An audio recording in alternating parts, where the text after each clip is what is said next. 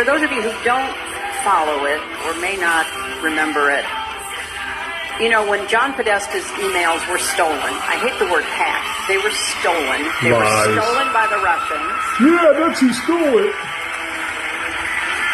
And they were then, through cutouts, given to WikiLeaks, which is nothing more than a tool of Putin and the Kremlin.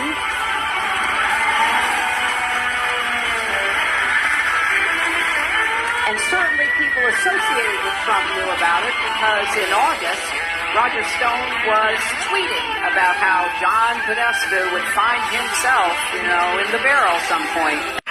This is where I remember everything starting in 2016 with the redneck.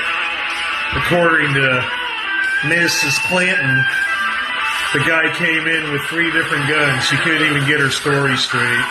I don't even think there was a real story. I think it was just them destroying the computer drive to this place. We're going to talk about that today on the Witchalante, so let's get her rolling. We all want justice.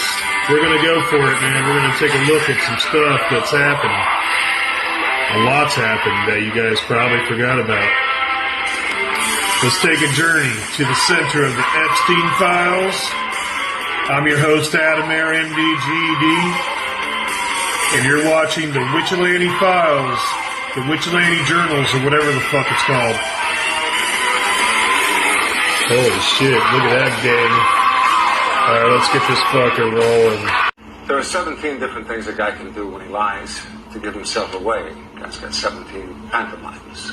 Woman's got 20. Guy's got 17. But if you know them, like you know your own face, they'd be lie detectors all to hell. Now, what we got here is a little game of show and tell. You don't want to show me nothing, but you tell me everything. That's a sample from True Romance. We're going to take a stroll down the lane here. It's about a decade since this all started. Since Cosmo Pizza started. And as far as I'm concerned, Cosmo Pizza shows the clientele list of John Podesta, and John Podesta leads to Jeffrey Epstein, and Epstein is what we're all barking about right now. Let's take a look back in the Wayback Machine, shall we? Filthy nuggets. To shut this up? Yes, I do smell a rat. And I'd like to know why no one in the media is talking about the investigation, or the fact that there should have been an investigation into whether or not Jeffrey Epstein was working for a foreign intelligence service. He is a textbook example of an access agent. You're, like I said the last time I was on the show, Pierce, you're not going to recruit Bill Clinton, you're not going to recruit Bill Gates, you're not going to recruit Alan Dershowitz, but you can recruit someone who gets close to those people. You can give them something that you can hold over their heads if you have to in the end, and then you report back to your handlers everything that they say. And in exchange, you get untold wealth and a house in the Caribbean and the biggest townhouse in Manhattan and a private plane. And that's a pretty good life, especially if you're a pedophile and you enjoy doing things like that. And nobody's talking about whether or not he was an access agent. Yeah, I mean, that's really interesting. I mean, does the intelligence community believe that there is merit to that suggestion? Yes, it does. It does. But the problem here is the accusation is that he was an access agent for the Israelis. And that's something that the intelligence community really doesn't like to touch. Why? Because we have this special relationship with Israel. Not like a Five Eyes relationship like we have with the UK, Canada, Australia, New Zealand. But this special relationship where we share so much, we provide so much, we work with the Israelis on issues all around the region, at least, around the world, and on a handful of issues. Why upset the balance over one dead pedophile? Isn't it easier just to cover it up?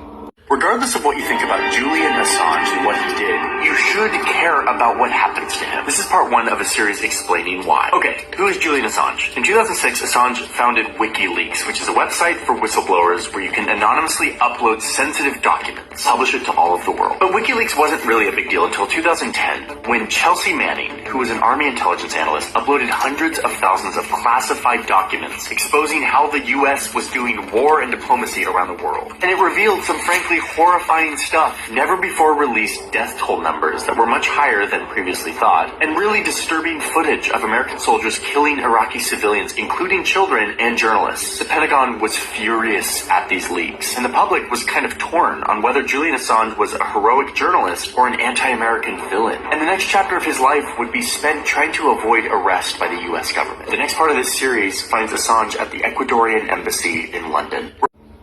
This guy right here, Anthony Weiner, he's a fucking crazy pedophile dick who went to prison. And he's the one that connects to that woman who gave the stuff to Julian Assange. The one thing they went after Julian Assange after was this guy's email. There were ex-CIA judges who came forward and said that some of the things that were written by this guy, the Clintons and all that, it made them sick and they puked in their fucking mouth. Here it is 2 years after Cosmo. Listen to this guy. Here's John Podesta. Has anyone in the government provided you with a status report, John, on the investigation into your hacked and stolen emails? No, I talked to the the FBI at the beginning of this, and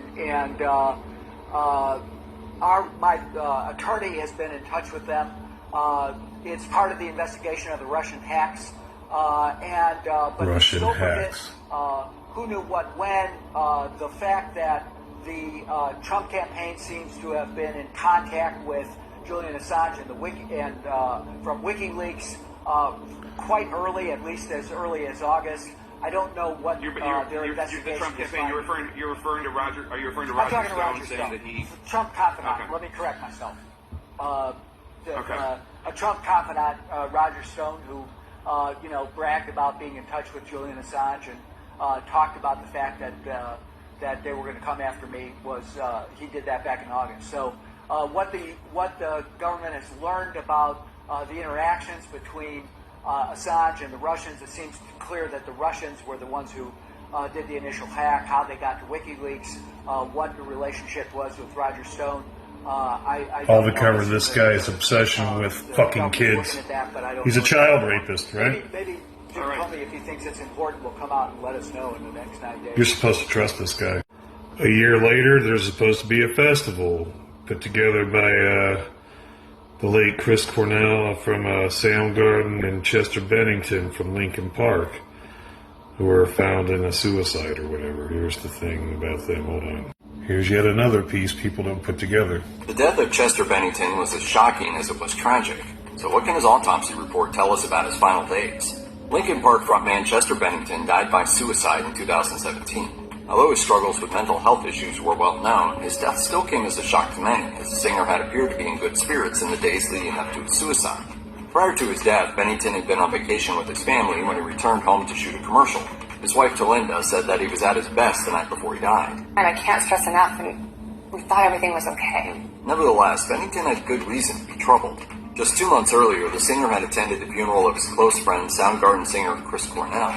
Speaking about his relationship with Cornell, Bennington told Metal Hammer in 2017, "I don't know if you've ever had this experience, but sometimes you meet somebody and it's like you've known them forever. And that was really the case between our families."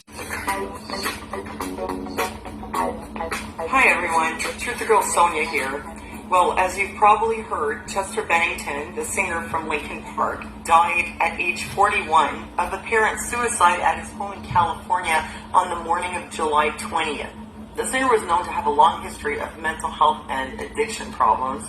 It was assumed that this was why he killed himself.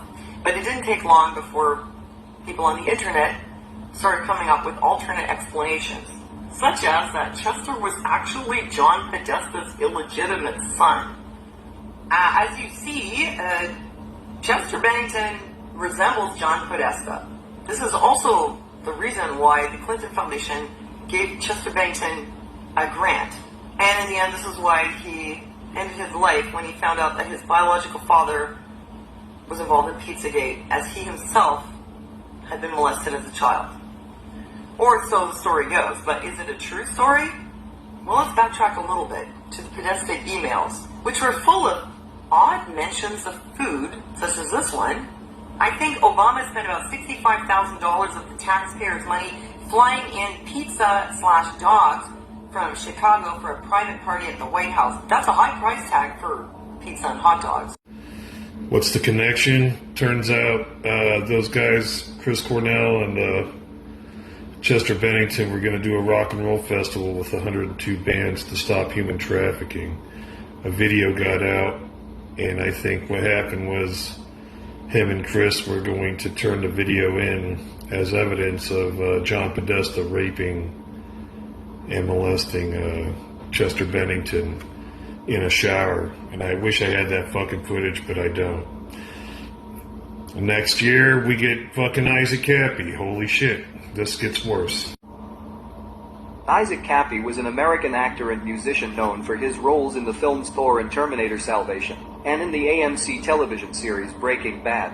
He was a member of the band Monster Paws. In 2018, Cappy was investigated by police after reportedly threatening actress Paris Jackson and actor Seth Green. Jackson accused Cappy of choking her at a party they were both attending, and Cappy allegedly posted videos accusing Green and his wife of being pedophiles. Cappy died on the morning of May 13, 2019, having fallen from a bridge onto a highway in Belmont, Arizona. Shortly before his death, Cappy posted a lengthy message on Instagram, captioned "Beware the man that has nothing to lose, for he has nothing to protect." In the message, Cappy referenced the Kanan conspiracy theory, accused several Hollywood celebrities of pedophilia, and apologized to Jesus and Donald Trump for past behaviors. He also stated in that video that he was not suicidal. Hollywood and decided to expose all the sick things going on, and one person in particular he was exposing was Tom Hanks. I'm not going to talk about Tom Hanks either, who is also a pedophile. Tom Hanks, folks, is a pedophile.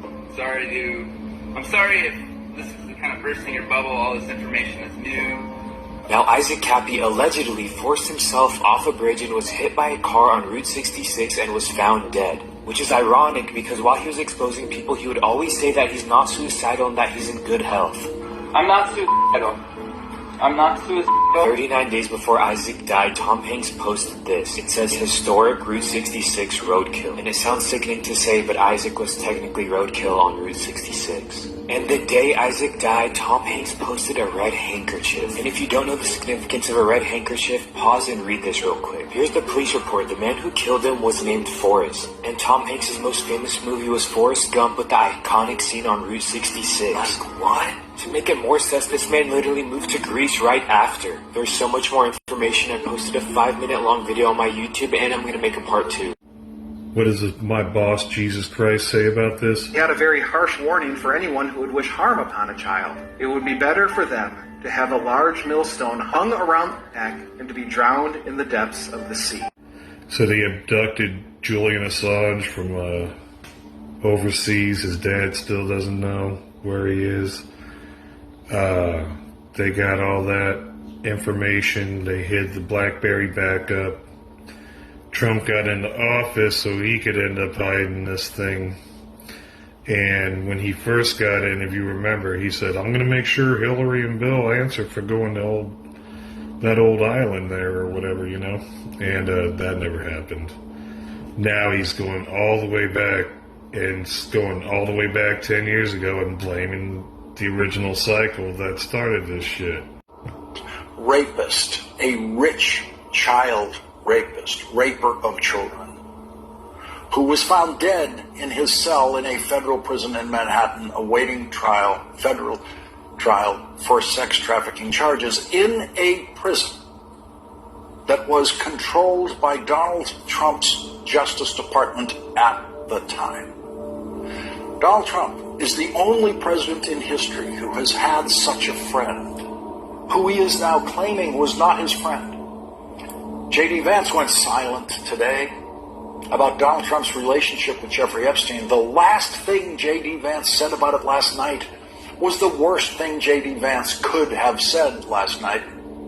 J.D. Vance, in a social media post, demanded the release of the letter that the Wall Street Journal wrote an article about last night, which it says bears Donald Trump's name and is a birthday letter to Jeffrey Epstein in 2003 that ends with the line, "May every day be another wonderful secret."